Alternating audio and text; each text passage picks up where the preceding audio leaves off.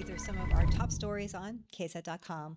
Well, we start with a heartbreaking story about a Navy veteran, Mark Miller, who took his own life outside the Audie L. Murphy Memorial Veterans Hospital.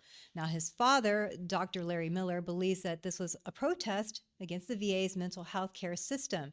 Now, his father tells us that Mark was a retired Special Forces sniper and that he struggled with depression and anxiety after his service. Dr. Larry Miller is now calling for a complete overhaul of the mental health system, urging for better support for veterans. So if you or someone you know is struggling, there are resources available like the Veterans Crisis Line. Well, Tamar McIntyre, also known as Tay-K the rapper, has been sentenced to 80 years in prison. So his sentence will run alongside a 55-year sentence from a previous conviction. McIntyre was found guilty of murder in the shooting death of Mark Anthony Saldivar.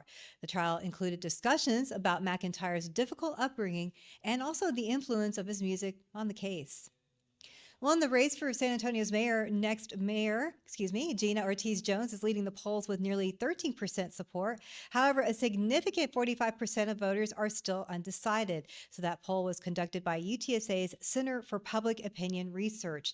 The race is heating up with 27 candidates vying for that position. If no candidate secures over 50% of the vote in the upcoming election, a runoff will be held in June. Meanwhile, support for the city's downtown sports and entertainment district, Project Marble, is waning, with opposition growing since February. Well, that's all the time we have for now. You can find these stories right now on our website, ksat.com. Thanks so much for joining us here on KSAT Plus, and have a great rest of your day.